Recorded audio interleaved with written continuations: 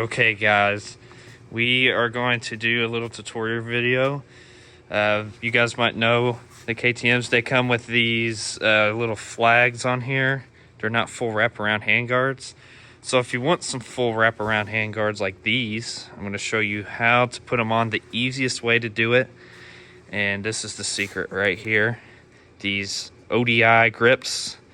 And if you look here, these are the ones with the knockout ends. So these ends here, you can take them out and you can put your full wraparound handguards on.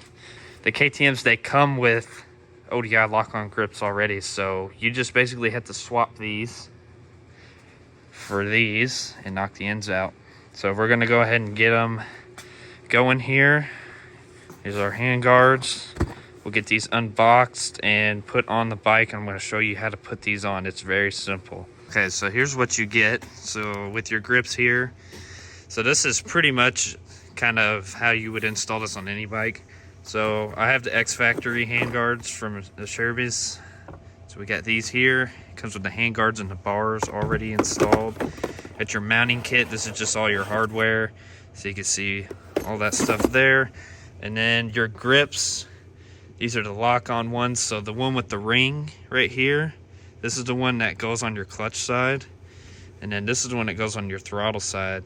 And you can see you have these interchangeable little throttle cams. So you've got a lot of options. You got 4 different options for the smaller ones. And then these ones here are for your 2 strokes. So you've got a couple of those for your single pull and 2-stroke stuff. So you just got to figure out which one you need, which one's closest to whatever's on your bike. But for the KTMs that already come with these, you can just basically just take whatever's on this one already and just put it on there. Or you can just match up with what you got over here and you should be able to figure out what you got. Okay, the first thing we got to do, we just got to take off the throttle housing. So these are 2 8mm.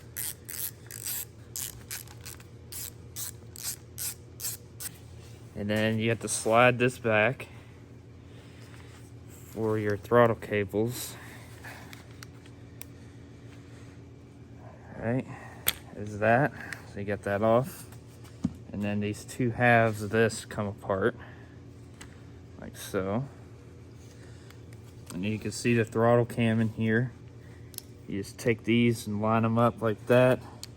Pull that out. Make sure you remember which one goes on which. So the top one goes on the top and then that one goes on the bottom. Then you can pull this out. That'll actually come off. These pieces will. And then do the same for this one. And then there's your grip. Okay, so you can see this is the one that came off the bike, the stock one. It's different than this one. So we can find whichever one lines up the best. So we got this one here. That one lines up pretty good. We also have this one. Let's take a look and see. So if you look at that one, it's a little bit smaller. So we are gonna go with this one, Cam M, which goes right into this one. And we'll just have to swap this one out for this. So you just pop this off. Like that. Easy, one-handed. And just pop this one on. Make sure that these little grooves are facing the same way as these. You can see those are facing towards the inside. And it should also tell you on here which side is inside, I think. Yeah, throttle tube side.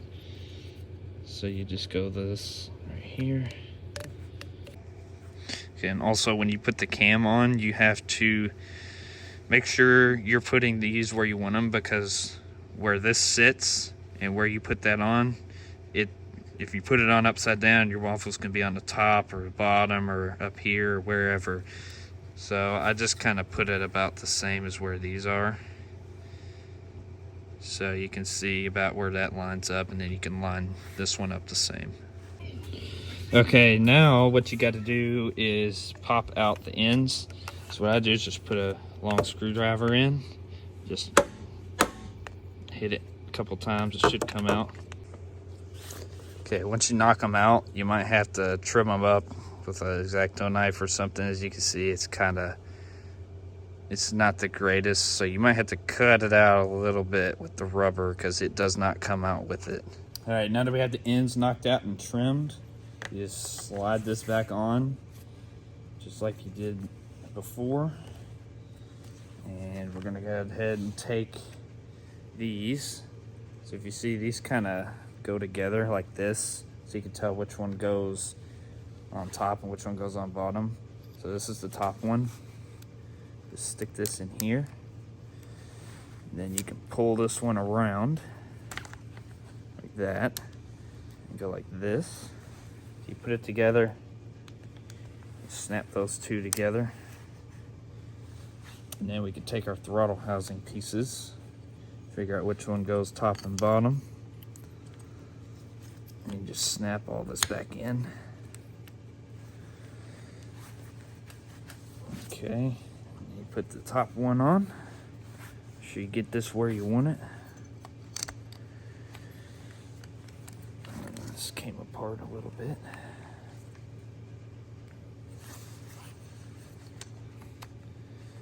Put all this back together. There you go. And then you can just slide that back up where it goes. And put your bolts back in it. Before you tighten it down, I would just go ahead and put this on.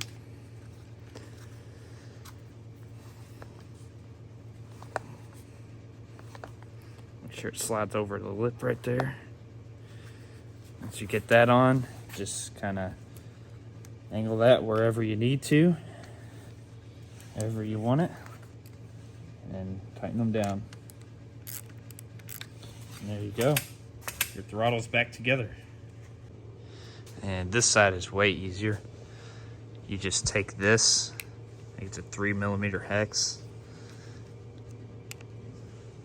This one's actually different, so it's a different size, because this is a 3mm, but the 3mm does not seem to fit this one. Actually, because it looks like it is actually a Torx bit. So we'll have to get a Torx bit that fits that. You just loosen it, take it off, and then put your new one on.